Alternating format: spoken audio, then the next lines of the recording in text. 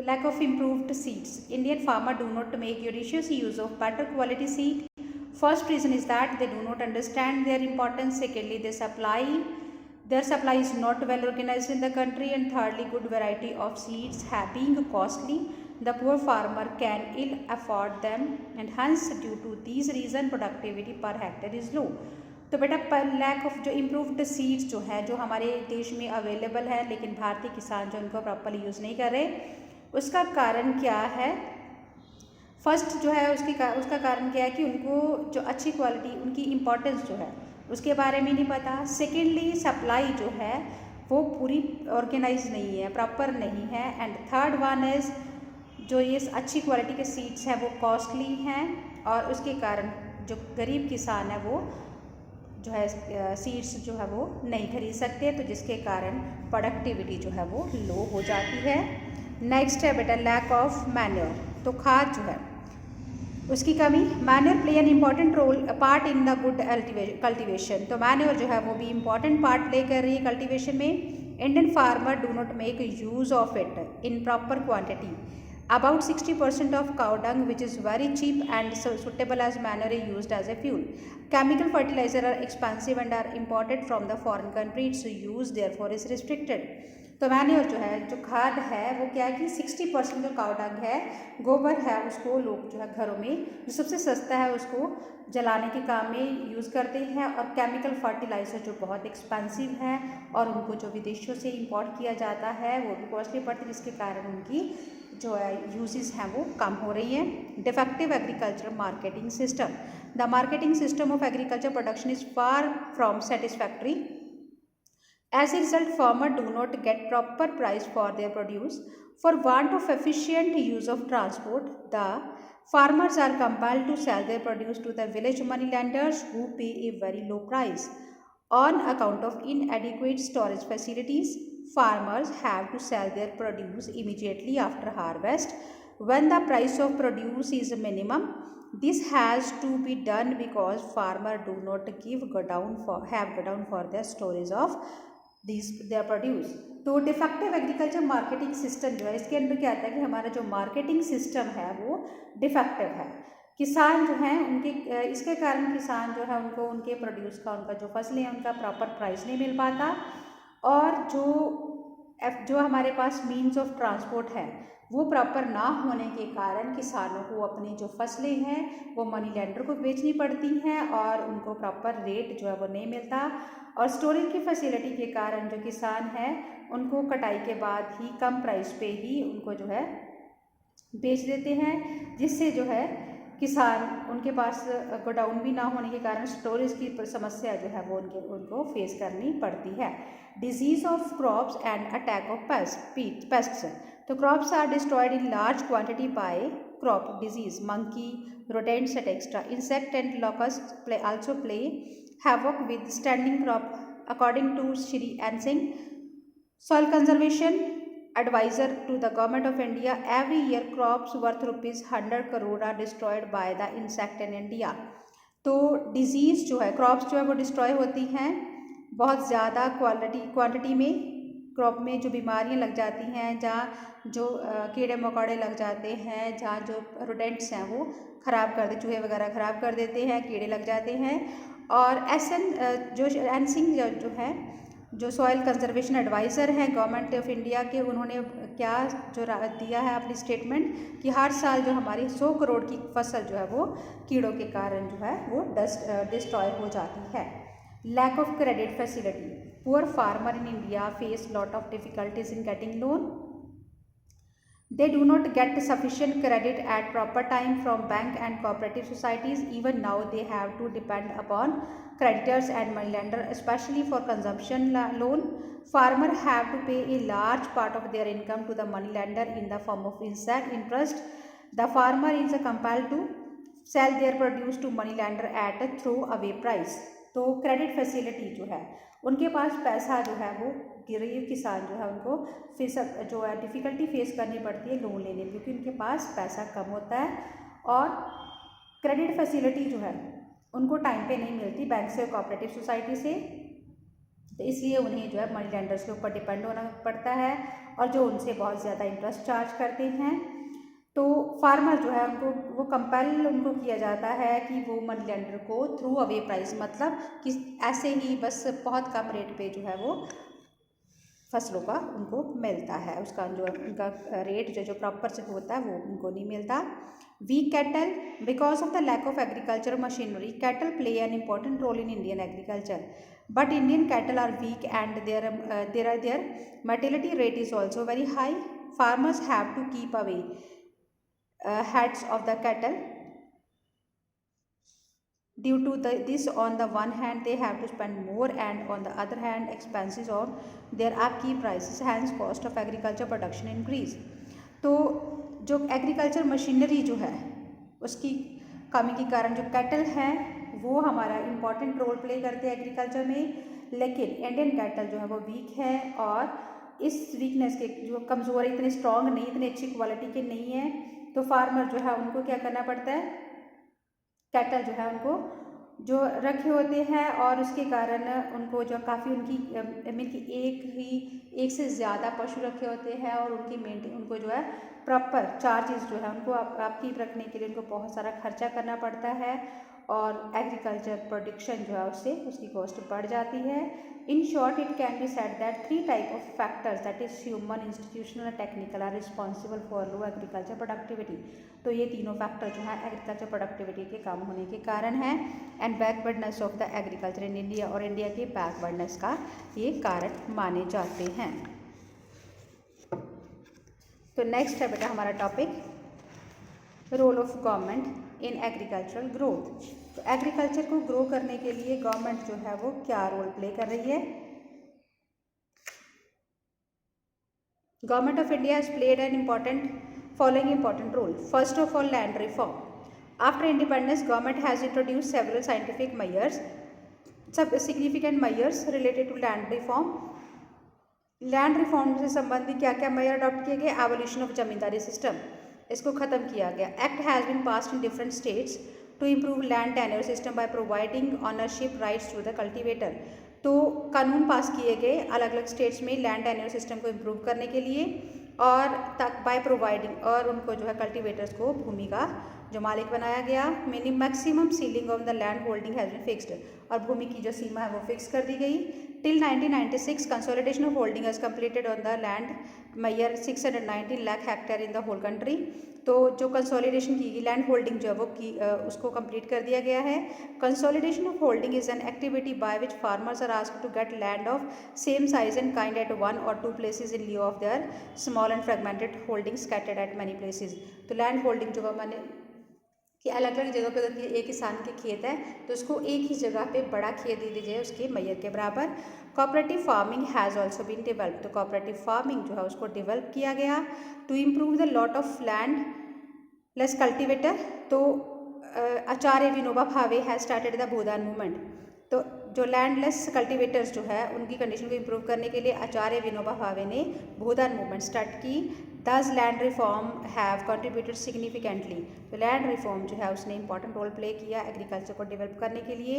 Increase in the area under cultivation during 5-year plan, efforts have been made for the development of agriculture sector. During the period of planning area under cultivation has increased by 38%. In 1950-51, total sown area was 13 crore hectare. Now it has gone up to about 18.5 crore hectare. In order to increase the net sown area, barren and the wasteland has been made cultivable in Punjab. Land rendered uncultivated for the whole year has been reduced. Effort have been made to cultivate the land wasted due to the soil erosion in the area covering about 4.2 crore hectare. More than 1 crore are being sown every year. तो area जो है 5-year plan में effort किए गए ताकि agriculture sector को develop किया जा सके, और प्लानिंग पीरियड के दौरान जो एरिया है अंडर कल्टीवेशन उसको इंक्रीज़ किया गया 38% से। 1950-51 में टोटल सोन एरिया जो है वो 13 करोड़ हेक्टेयर था, बट अब जो है ये 18.5 करोड़ हेक्टेयर हो गया। तो इसलिए जो नेट सोन एरिया को बढ़ाने के लिए बैरन लैंड खाल जो बेकार पड़ी ज़मीन है, वेस्ट लैंड है, जो बंजर ज़मीन है उसको भी कल्टीवेबल बनाया गया पंजाब में, और लैंड जो है वो अनकल्टिवेटेड जो रही है काफ़ी समय से उसको भी कम किया गया है और एफर्ट किए जा रहे हैं ताकि लैंड जो है उसमें से सॉइल इरोजन को कंट्रोल किया जा सके, और एरिया जो 4.2 हेक्टर कवर कर रहा है उसमें 1 करोड़ जो है 1 से ज़्यादा फसलें हर साल उगाई जाए। More irrigation facilities. In order to increase the productivity of agriculture, irrigation facilities have been expanded. Several years and major and minor irrigation projects were launched in the country. In 1951, hardly 17% of total land was covered by irrigational facilities, which has been extended up to 34% of land. In Punjab, facilities of irrigation are available to 95% of area under agriculture. With the coming up of multi-purpose project and tubewells, area under irrigation has increased considerably. Area where irrigation facilities are not possible, dry farming techniques have been introduced. In the year 1995-96, irrigation for 876 lakh hectare could be possible. In Punjab, the facility of irrigation is available for 73 lakh hectare of land. Total expenditure on the irrigation in 7th 5-year plan amounted to rupees 16,590. In 8th plan, a sum of 32,280 has been spent, and now irrigated area was increased to 894 lakh hectare. तो productivity को बढ़ाने के लिए irrigation facilities जो उसको बढ़ाया गया, बहुत सारे जो प्रोजेक्ट लगाए गए, नए लॉन्च किए गए, और 1951 में 17% टोटल एरिया था जो पहले इरिगेशन फैसिलिटी जहाँ पे हो रही थी, अब उसको डबल करके 34% लैंड जो है वो हमारी इरिगेशन फैसिलिटी वाली लैंड है। तो पंजाब में फैसिलिटीज़ ऑफ इरिगेशन जो है वो 95% एरिया जो है एग्रीकल्चर के अंडर आ रहा है उस पर अवेलेबल है। और आने मल्टीपर्पज़ प्रोजेक्ट और ट्यूबल एरिया जो है जहाँ पे चल रहे हैं, इसके कारण इरिगेशन जो है वो बढ़ रही है, और इरिगेशन फैसिलिटीज़ जो है यहाँ पे पॉसिबल नहीं है, वहाँ पे ड्राई फार्मिंग टेक्निक को यूज़ किया जा रहा है। और 1995-96 में इरिगेशन जो है वो 876 लाख हेक्टेयर पे पॉसिबल हो सकी, और पंजाब में जो इरिगेशन फैसिलिटीज़ जो है वो 73 लाख हेक्टेयर लैंड पे अवेलेबल है, और टोटल जो खर्चा है वो 16,590 रुपीज़ था, और 8th 5-year प्लान में ये खर्चा जो है 32,280 रुपीज़ जो है वो किया गया, और इससे जो एरिया है 894 लाख हेक्टेयर जो एरिया बढ़ गया है। उसके बाद है reform in the delivery system. तो government has made many reform in the distribution and marketing of agriculture input and output. तो गवर्नमेंट जो है वो उसने काफ़ी मेजर्स अडॉप्ट किए ताकि डिस्ट्रीब्यूशन और मार्केटिंग जो एग्रीकल्चर इनपुट आउटपुट को किया जा सके। Emphasis has been made on the establishment of cooperative societies in order to provide the essential agricultural input like improved seed manure to the farmer. तो जो ज़्यादा स्ट्रेस किस पे दिया गया है, एस्टैब्लिश करने के लिए कोऑपरेटिव सोसाइटी, ताकि in order to provide essential agriculture input, ताकि किसानों को ज़रूरी चीज़ें हैं जैसे सीड्स है, मैन्योर, वो दिए जा सके। इन दिस रिगार्ड, इस बारे में the required credit was made available to the farmer through the organise sector. तो उनको जो है जितना क्रेडिट चाहिए वो मिल रहा है, और किसके द्वारा, cooperative society, regional rural bank, commercial bank जो है उनको क्रेडिट प्रोवाइड कर रहे हैं। Its purpose is to protect the farmer from the exploitation of moneylender. इसका पर्पज़ क्या है, किसानों को मनी लैंडर के जो एक्सप्लोटेशन से बचाना।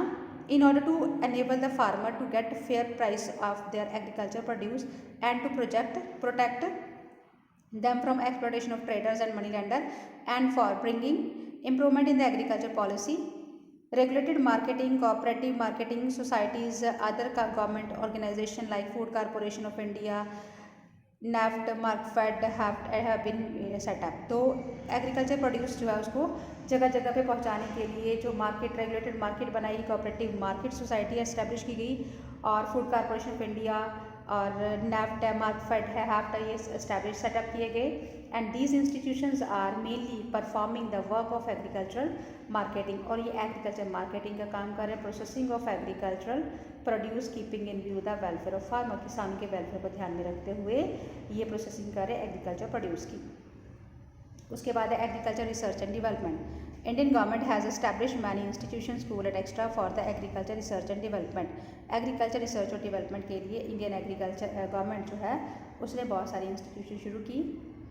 Indian Council of Agriculture Research is the most prominent institute among all agriculture research institution of the country. तो Indian Council of Agriculture Research जो सबसे परमानेंट जो है इंस्टीट्यूशन है। This institution has branches all over the country, और इसकी जो संस्थाएं हैं ब्रांचेस है सारे देश में हैं। In India 27 agriculture university have been opened, and these institutions have been research for improved seed of the wheat, rice and other many crops।